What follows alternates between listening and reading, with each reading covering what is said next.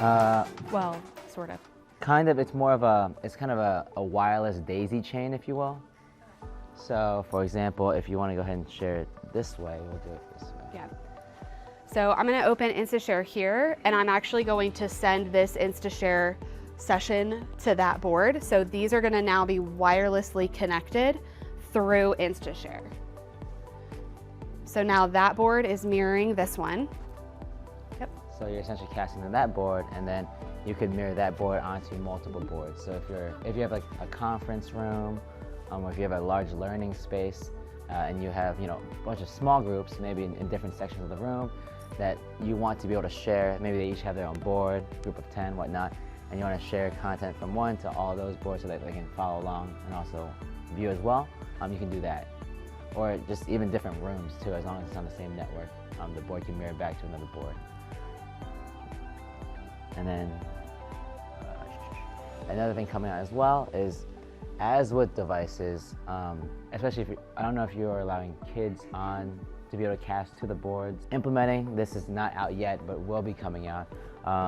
The quick QR code over here. So instead of entering a parent code or trying to find a device in the list, they'll be, if they have a device with a camera, Chromebook, iPad, whatnot, they can scan the QR code to now join in to the or be able to cast to the board now. So that's also coming out. So it used to be the only two ways to connect would be to either, if you have a device, it'll populate on a device list, like so, and then I can choose which board I'm casting to. Now I'll be able to scan with the QR code, and then it'll automatically populate to that device and then cast to that as well. Yes, because it'll utilize, I believe, the Bluetooth. Yeah.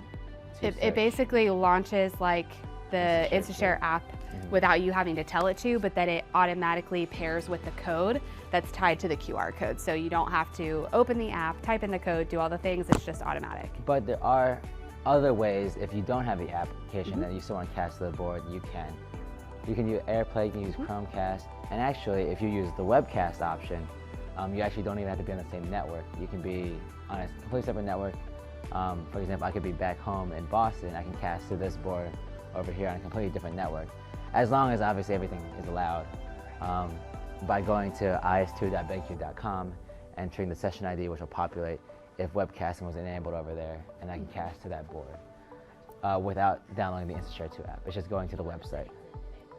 Yep. Or you can push it, and you can push that out to remotely. DMS as well on the back end. So you don't actually have to go to the board, you can just push it out via a policy in DMS over there.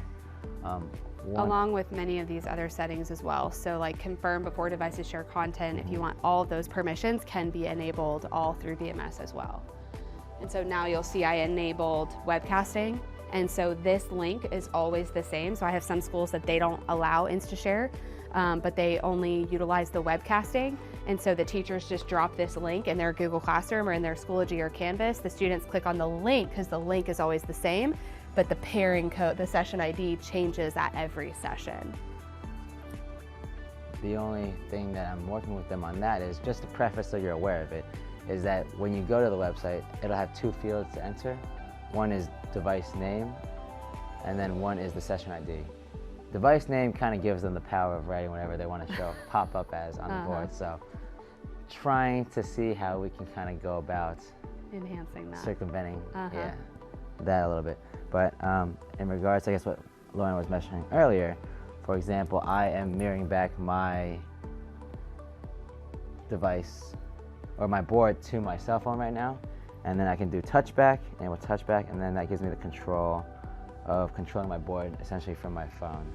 So I can rate high over here, minimize that, go to the home screen. So if they had obviously my phone's a little on the smaller end, but if they had like an iPad, a tablet, one of those like Chromebooks that kind of flip 180, it gives them the flexibility of kind of being able to be amongst their students, but still being able to control and highlight everything done on the board from wherever in the room.